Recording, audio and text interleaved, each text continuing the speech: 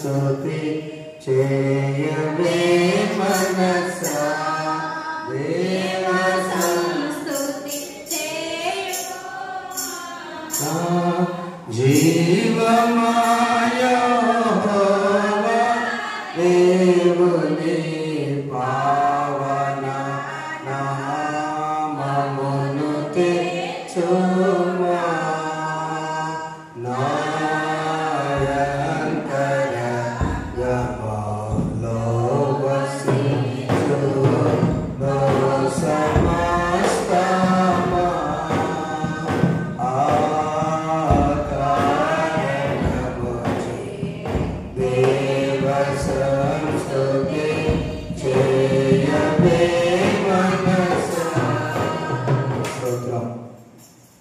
దేవుని వీడియోలో చూసిన వారికి చేతి మీద కొందరు తెలియజేస్తున్నాను. ప్రైజ్లాడమ్మా కథలకు వందనాలు సార్. అలాగే బయట వాక్యం వింటా బిడ్డ కూడా ప్రభుని బట్టి వందనాలు తెలియజేస్తున్నాను. ఈ దినము గత వారమేమో మనం కుటుంబం గురించి, కుటుంబం యొక్క ప్రాముఖ్యత గురించి, కుటుంబం ఎలా ఉండాలో, మరి ఇంటర్నేషనల్ ఫ్యామిలీ డే అనగా అంతర్జాతీయ కుటుంబ దినోత్సవం గత వారం దైవజనుల ద్వారా మనం విన్నాం. అంతకుముందు గత 8వ తేదీ మనం వాక్యం యేసయ్య చూచే దేవుడు, అంత గడిచిన వారు అంతకుముందు మనం నడిపించే దేవుడు. యేసయ్య చూచే దేవుడు, నడిపించే దేవుడు. ఈ రోజున యేసయ్య కనికరించే దేవుడు. ఎవరండి?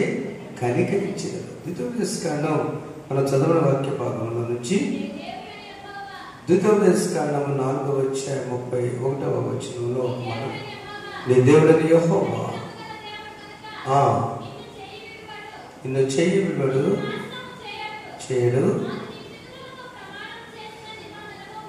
నీ పితరులతో చేసినటువంటి నిబంధనను ఆయన మరచిపోడు. చాలా దేవుడు ఒక నిబంధన తన ప్రియుడైనటువంటి విశ్వాసి అయినటువంటి అబ్రహాంతో చేశాడు. ఇర్మియా గ్రంథం 33వ అధ్యాయంలో ఉన్న మాట ఏంటంటే, మీరు నా ప్రజలు, నేను మీ దేవుడు. నీకంటే అదే నిబంధన. మీరు నా ప్రజలు, నేను మీ దేవుడను అనగా ఈ మధ్యలో ఇంకెవరి గురించి మీరు ఆలోచించవద్దు. ఎప్పుడైతే మీరు నా ప్రజలో, ఎప్పుడైతే నేను మీ దేవుడునో, మనిద్దరి మధ్య ఒక ఒప్పందం ఉంది. దాని పేరు నిబంధన. అది అబ్రహాముతో ఆనాడు దేవుడు చేశాడు. కాబట్టి అయ్యా, నీ సంతానాన్ని, నీకుందే ఒక్కడే కొడుకు, ఆ ఒక్కల కొడుకును విస్తరింపజేస్తాను నేను. 20 సంవత్సరాలు ఆయన పుట్టక ముందే, ఓ 25 ఏళ్ల ముందే నేను చెప్పాను. అది కూడా ఎంతమంది ఉంటారు? ఆకాశ నక్షత్రాల కంటే, ఇశ్రాయేలు కంటే. కనుక నా నిబంధన నేను మరచిపో. పైన ఇంకో మాట ఉంది, కనికరము కలిగిన మాట కదా. దేవుడు చదువునా,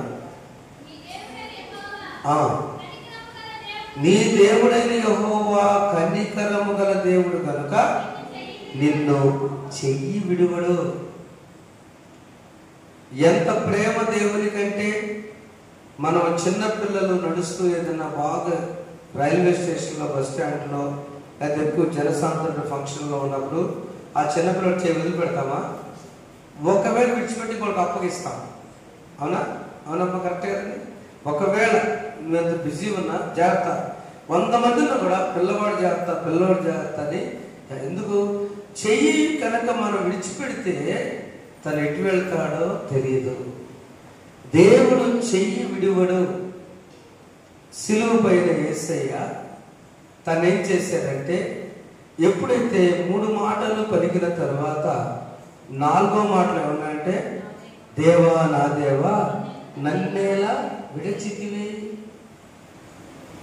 అప్పటి వరకు 3 మాటల వరకు కుమారత్వాన్ని ఉన్నటువంటి ఆయన ఇప్పుడేమన్నాడు? తండ్రి అనకుండా, నాయన ఈ లోకము కోసం నువ్వు ఖచ్చితంగా నేను వారిపై కనికరము చూపాను కాబట్టి నువ్వేం చేయాలంటే ఆ కనికరం చూపిన ప్రజల కోసం ప్రాణం పెట్టాలి కనుక నేను చెయ్యి విడుస్తున్నాను. అంతేనా?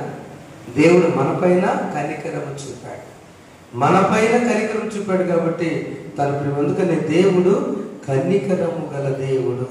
ఆయన ఎప్పుడు నీ చెయ్యి విడువడు.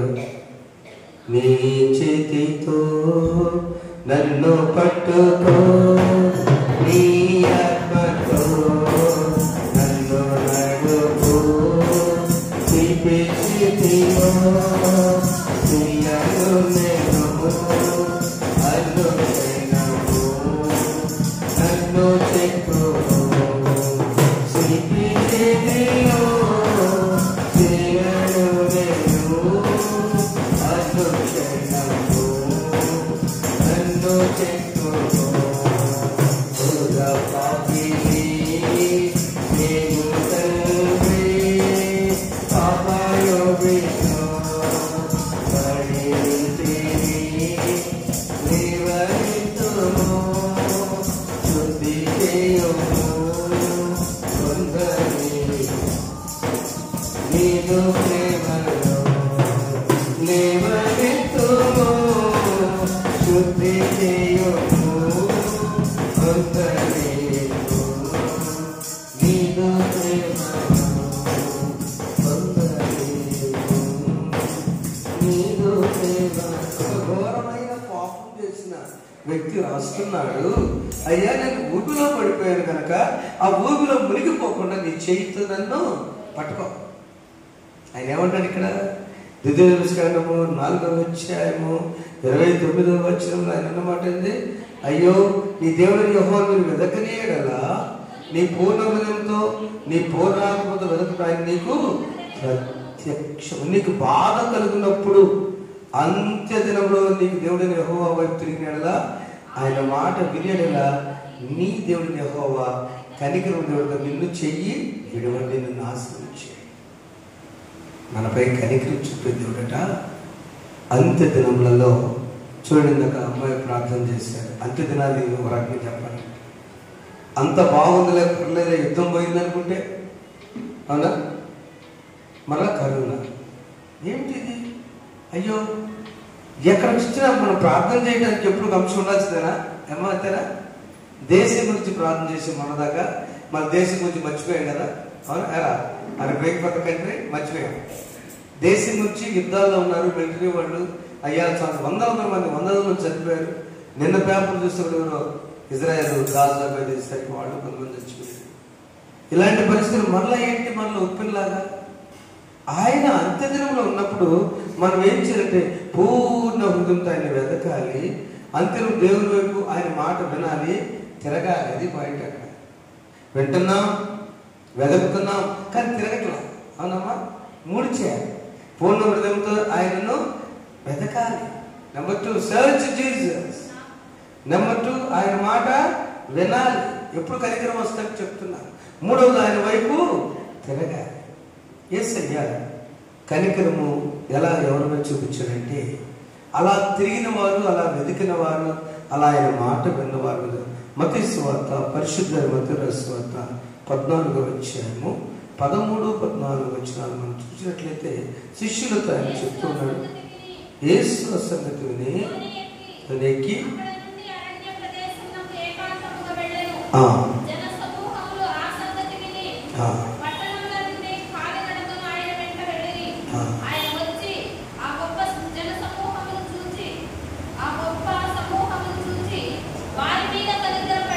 ఆయన వచ్చి 14 ఆ గొప్ప జన సమూహం చూచి వారి మీద కనికరపడి వారిలో రోగులై వారిని స్వస్థపరిచెను. చాలా యేసు ప్రభు అప్పటికే ఈ హేరోదు రాజు దగ్గర ఒక గొప్ప ఘోరం జరిగింది. బాప్తిస్మిచ్చి యోహాన్ని శిరఛేదనం చేయడం ద్వారా ఆ పరిస్థితులు జరిగినప్పుడు ప్రజలకు ఏమి చేయగలనా నేనని ప్రభువారి పరిచయంలో మొదట ఆయన కనికరము రోగుల పైన పడింది. రోగులను స్వస్థపరచండి. మీకు సందర్భం వచ్చినట్టు చెప్తున్నాను. దివంగత ముఖ్యమంత్రి గారు చనిపోయినట్టున్నారు. హెలికాప్టర్ వెళుతూ కృత్రిమందలు చదువుతుంటే ఆ రోజు ఆయన కృత్రిమందనే చదువుతాడట. మత్తయి సువార్త 10వ అధ్యాయము 8వ వచనం ఆయనకి మనసులో పడింది. యేసు ప్రభు రోగులపైన కనికరం పడ్డాడు కాబట్టి ఆ 10వ అధ్యాయం 8వ వచనంలో రోగులను స్వస్థపరచుడి, చనిపోయిన వారు లేపుడి, కుష్ఠరోగులను శుద్ధులుగా చేరి, దయ్యములను వెళ్ళగొట్టుడి, ఉచితంగా పొందుతుడి, ఉచితముగా. ఈ మాటలు ఆయన గురించి యేసయ్య రోగుల పేద కనికరపడ్డాడు. ఏ పరిస్థితి ఎలా ఉన్నా ప్రతి మారుమూల గ్రామానికి ప్రసవించే బిడ్డలు వారికి ఆటోలు లేక ఆ రోజులు వాహనాలు లేనప్పుడు ఈ మత్తయి సువార్త 10వ అధ్యాయము 8వ వచనము 10:108 అని 108 పెట్టి చెప్పడం ఒకసారి దేవుని ఒక ఆలోచన. యేసు ప్రభు రోగులను స్వస్థపరచాలని ఆలోచన ఆయనకు వచ్చి మొట్టమొదటి కనికరము రోగులను స్వస్థపరచు. నా బిడ్డలారా, మన గ్రామంలో ఎవరైనా రోగులుంటే నాకు అనిపించింది, మా బాగున్నాడు అబ్బా చిన్నపిల్ల తల వేస్తే ప్రార్థన చేస్తాను. ఏం జరిగినా ఎక్కడే పరిస్థితి వచ్చినా మాకు తెలుస్తుంది కదా, ఇమ్మీడియట్గా ఏం చేస్తారు? ప్రార్థన చేస్తారు. ప్రభా నా బిడ్డ తెచ్చిన రోగుల కోసం ఆరోగ్యంగా ఉన్నవారు ప్రార్థన చేస్తే రోగుల పైన చూపిన కనికరము మన పైన కనికరపడి మన ఆరోగ్యవంతులుగా చేయుగాక. ఆమె చెప్పు, ఆమె అర్థమైందిగా. మనం ఆరోగ్యంగా ఉన్నప్పుడు ఎవరి కోసం ప్రార్థన చేయాలి? రోగులు. సహోదరు ఎవరి కోసం ప్రార్థన చేశారు? మనం నాగపట్నం వెళ్ళాలి. నాగపట్నం వెళ్ళిన వాళ్ళు క్షేమంగా తీసుకురా ప్రభు అని ప్రార్థన. అంటే మనం వెళ్ళకపోయినా పోయిన సంవత్సరం మనం ఎక్కడున్నాం? నేను కూడా వచ్చాగా 2 గంటలు ఏమిటి పరిగెత్తే కదా. ప్రభా నా బిడ్డలందరూ మాకు తిరిగి రావాలి. ఆయన కనికరము చూపు వాడు కనికరం పొందుతారు. అదే కదా మత్తయి సువార్త 5వ అధ్యాయంలో. కాబట్టి మొదటిగా యేసు ప్రభు తన పరిచర్య రోగుల పైన కనికరం చూపారు. రెండవది చూస్తే అదే మత్తయి సువార్త 15వ అధ్యాయము ఆకలి కొన్న వారిపైన ఆయన కనికరపడిన. బిడ్డలారా, ఈ రాత్రి కనికరము చూపే యేసయ్య. యేసయ్య కనికరించే దేవుడు. మొదట యేసయ్య నిన్ను నడిపించే దేవుడు. 2 యేసయ్య నిన్ను చూచే దేవుడు. ఆగరం చూశాడు, యోబు శ్రమలు చూశాడు. గత వారం నాకు ముందు వారు విన్నాం. 3వది యేసయ్య ఇప్పుడు కనికరము చూపే దేవుడు. ఈ కనికరము చూపే యేసయ్య ఇప్పుడు మొదటిగా రోగుల పైన చూపాడు. రెండవది ఎందుకు? నా నిబంధన మర్చిపోనని చెప్పాడు పాత మొదలు కదా. నా బిడ్డలు నేను మర్చిపోను, కనికరం చూపిస్తా. రెండవది ఆయన ఆకలి కొన్న వారి మీద చూస్తున్నాను పిలిచి ఈ మీటింగ్ అయిపోయిన తర్వాత ఈ జనులు నేటికి 3 గంటలు అయిపోయింది కనుక వారి మీద కనికరపడుచున్నాను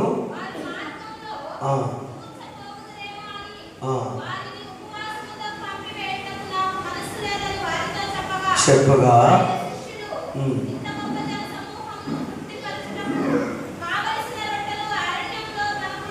అయ్యా నువ్వు చెప్తే బాగా ఉంది కానీ ఎంత జనసమూహానికి ఎక్కడ ఉంది నాయన అని చెప్పినప్పుడు యేసు మీ ఎంత ఎన్ని రొట్టెలను అడగగా వారు 7 రొట్టెలను కొన్ని చాలా. మొదటి ఒకసారేమో మీ దగ్గర ఏమైనా ఉన్నాయా అని అన్నారు. అది వేరు ఆ సందర్భం. అప్పుడు చిన్నపిల్లవాడు లేసి యేసయ్య నా దగ్గర 5 రొట్టెలు 2 చిన్న చేపలు అందరు పట్టేశారు. ఇక్కడ సందర్భం వేరు. అరణ్యంలో ఎన్ని ఇక్కడ 7 రొట్టెలు కొన్ని చిన్న చేపలు. చూడండి, నీవు ఆకలి కొందాం అనుకున్నప్పుడు చాలా మంది అనే మాట ఏంటంటే ఇక సందర్భంలో జ్ఞాపకం చేయడం తప్పదు. ప్రభువుకి ఇవ్వడంలో మేము ఎన్ని సమస్యలున్నా క్రొత్త నోట్లు దొరికితే రాత్రి కూడా ట్రై చేసాం. షాప్లో నాకు ఇవ్వబుద్ధి కావట్లా కొత్త నోట్లు. ఆ ఫోన్పే పని చేయాలి. నాకు అవి దేవుని షాప్లో ఇవ్వాలని ఆశపడ్డా. ఎప్పుడు కొత్త సీల్డ్ నోట్లు రెడీ కాగానే ఎప్పుడు దేవుని సేవకులు వస్తారా వారికి ఇవ్వాలని నమ్మాలి. ఎందుకో తెలుసా? ఎప్పుడైతే మనం దేవుడికి శ్రేష్టమని ఇస్తామో దేవుడు మనకు శ్రేష్టమని ఇస్తాడు. చప్పటి ఒకసారి ప్రైజ్. అవునా? ఎప్పుడు నాకు సమృద్ధి అయిపోయిందని కూరలోపు 77 రూపాయల నెలలోపు ప్రసాద్ లాంటి ఫోన్ ముందే ప్రభు అద్భుత కార్యం జరిగింది. ఆమె చెప్పండి. ఆమె మీ దగ్గర ఏమైనా ఉన్నాయా? 7 అనే సంఖ్య సంపూర్ణతకు సాదృశ్యం. నీ దగ్గర ఏమైనా ఉన్నదా? ఆకలిగా ఉన్నటువంటి నీ దగ్గర ఏముంది? రాజుల 2వ గ్రంథం 4వ అధ్యాయంలో ఒక శిష్యుడు దేవుని దగ్గర పనిచేసినటువంటి ఎలీషా దగ్గర పనిచేసిన ఆ శిష్యుడి భార్య వెళ్ళి, నా 2 కొడుకుల్ని అప్లోడ్ తీసుకెళ్తున్నారంటే ఆయన కూడా ఇదే ప్రశ్న వేసాడు, నీ దగ్గర ఏముంది? నీ దగ్గర ఏముంది అమ్మా అనగానే, మా ఇంట్లో పిండి కొడలేదు అనుకుని ఆమె ఏం చెప్పింది, నూనె మాత్రం. మొదటి గ్రంథం 4 చూడనా, చదువు రాజుల చదువురా. నా వల్ల నీకేమి కావాలన్నప్పుడు మీ ఇంటిలో ఏమున్నదని చెప్పగా, అందుకమే మీ దాసుల ఇంట్లో నూనె కొండ ఉంటుంది. నాకు నూనె ఉందో లేదు, నూనె కొండ ఉందని చెప్పి నూనె ఉందని కూడా చెప్పినట్లేదు కదా. మరి చదివాను ఎంత నీ దాసుల నా ఇంట్లో ఏముంది, నూనె కొండ ఉంటుంది. దాంట్లో నూనె ఉంటే పిండి కూడా చెప్పేదేగా. ఏమున్నది? ఏమి లేవు. అప్పులో తీసుకెళ్ళాలి 2 కొడుకులు, నేను తప్ప ఎవరు లేరు. నా పరిస్థితి ఇలా అయిపోయింది. అప్పుడు ఇందాక చెప్పాను, కనికరము కలిగిన దేవుడు నిబంధన మర్చిపోడు. ఆయన మాట ఇచ్చాడు, మర్చిపోడు. ఆ మర్చిపోని దేవుడి కుటుంబంలో వాళ్ళ ఆయన ఎట్లా అంటాడు అని చెప్తుంది సాక్ష్యం. నా భర్త, నా యజమానుడు, మొదటి వచనంలో నీ దాసుడైన ఒకరి భార్య, ఏమండి ఎలీషా గారు, నీ దాసుడు నీ దగ్గర పనిచేసి నా యజమానుడు, నా భర్త, నా పెనిమిటి చనిపోయాను, అతడు యెహోవా యందు భయభక్తులు ఉండేదని ఆకలి గమనిస్తాడు. పిల్లలు సింహపు పిల్లలైనా కొదవగలిగే ఆకలి సింహపు పిల్లలైనా కొదవగలిగే ఆకలి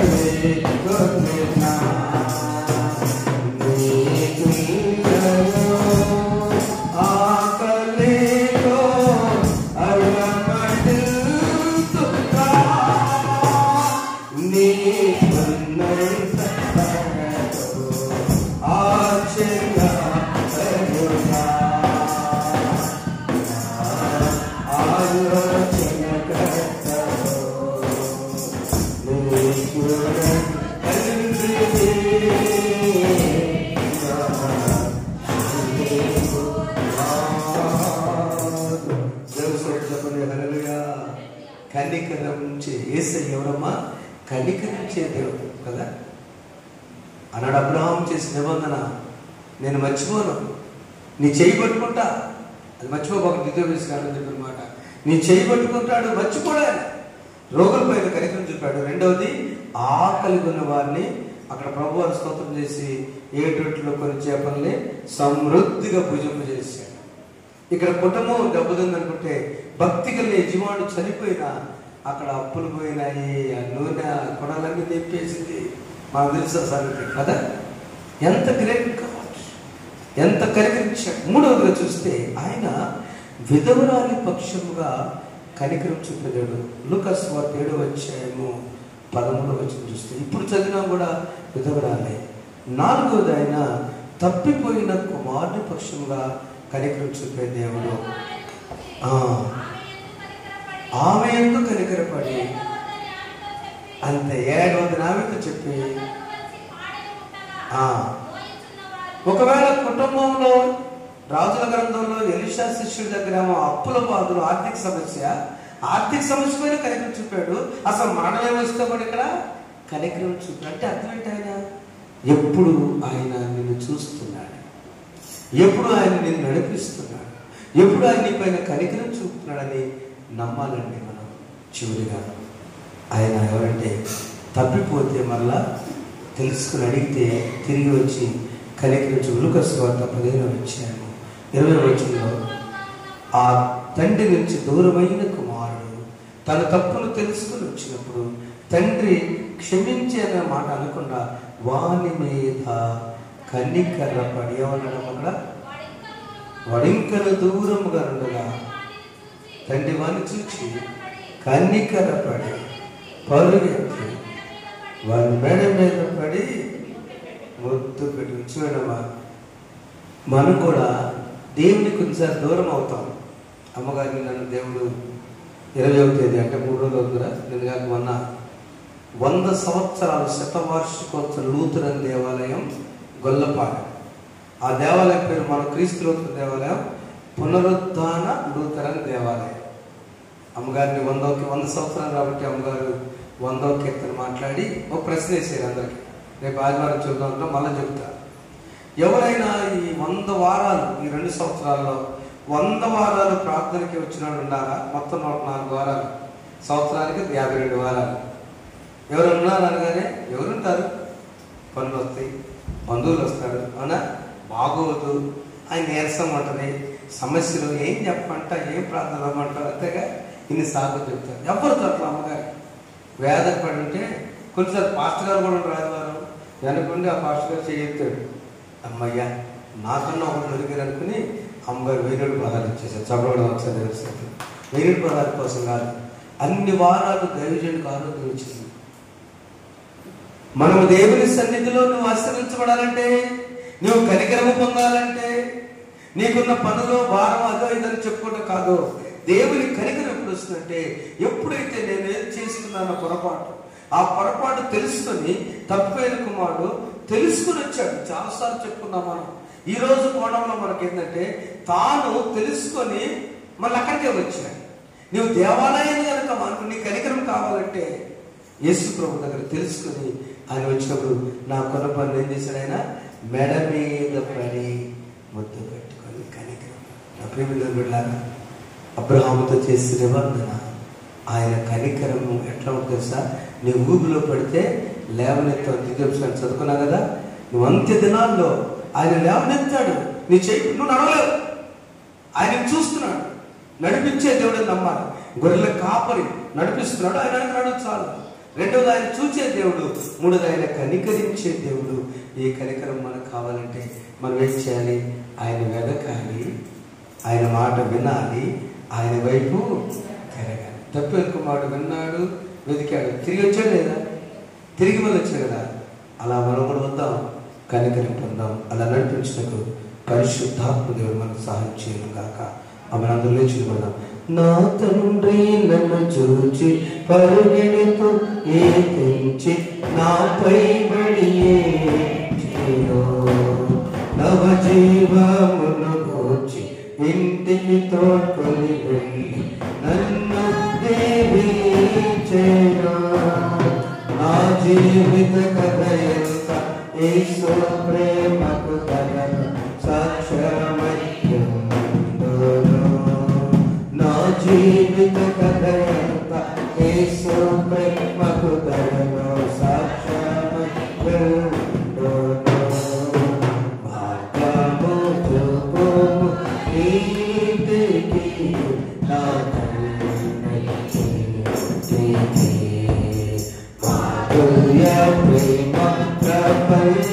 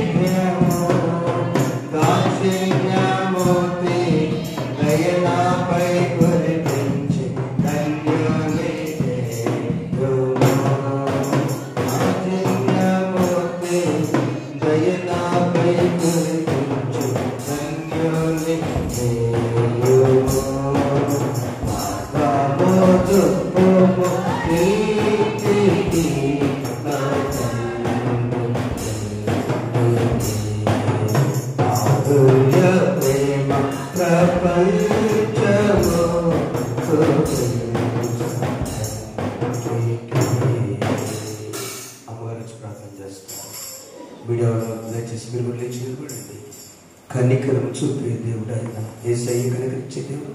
ఆనాడు అబ్రహాముతో నిబంధన చేసి ఎన్నడూ మర్చిపోను, నీ చెయ్యి విడువను, నీ బాధలు ఉన్నప్పుడు నేను లేవనెత్తానని చెప్పిన దేవుడు రోగుల పైన కనికరం చూపాడు. ఆయన ఆకలి వారి పైన కనికరం చూపాడు. అయ్యో ఆయన వారి పైన ఆకలితో ఉంటే, కొడుకులో రుణముల బాధలతో ఉంటే రుణములు తొలగించి కనికరం చూపాడు. బిడ్డ మరణిస్తే భయపడొద్దామని కనికరం చూపాడు. చెల్లికి పాపం చేత తన నుంచి దూరం అయితే కనికరం చూపాడు. ఏ లిస్టులో మనం ఉన్నామో ఆయన్ను వెతుకుదాం, ఆయన మాట విందాం, ఆయన వైపు మళ్ళుదాం. ఎంతకాలం పోస్ట్పోన్మెంట్ చేద్దాం? ప్రార్థన.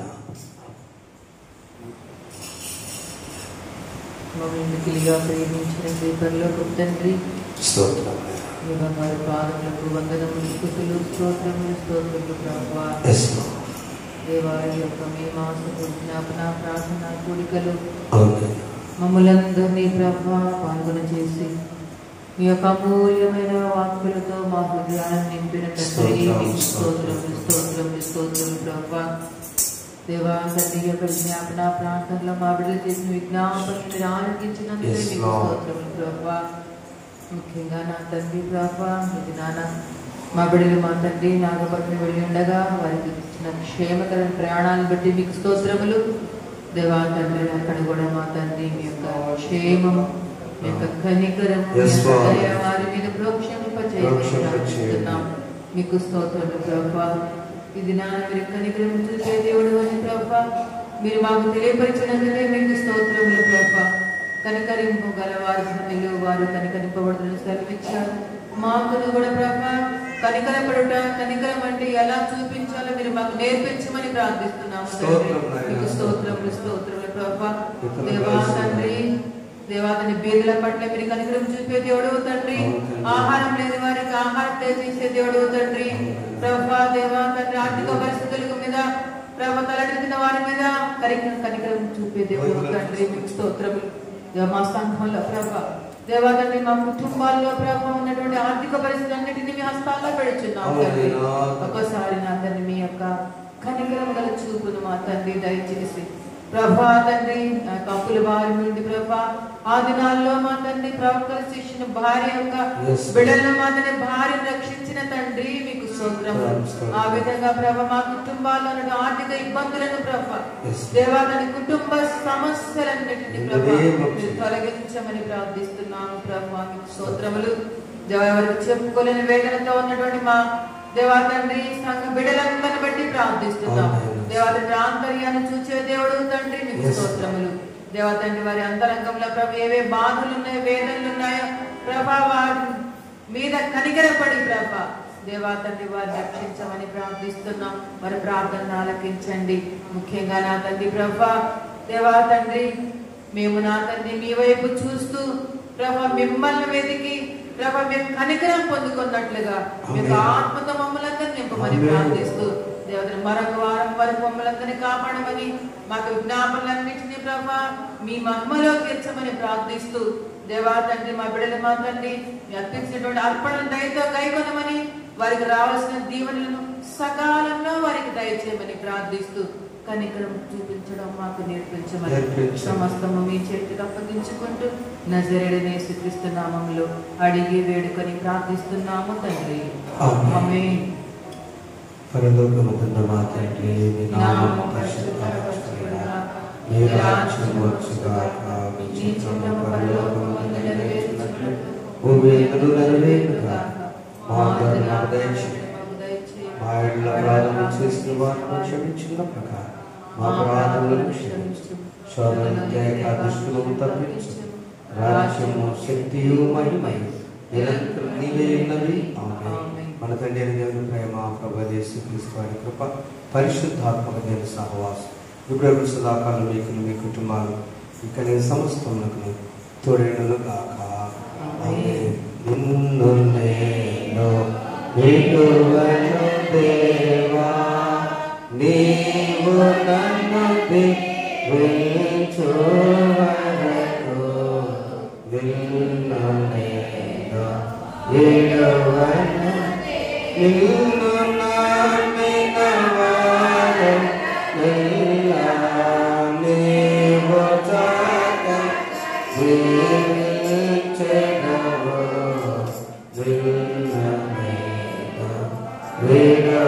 దేవా.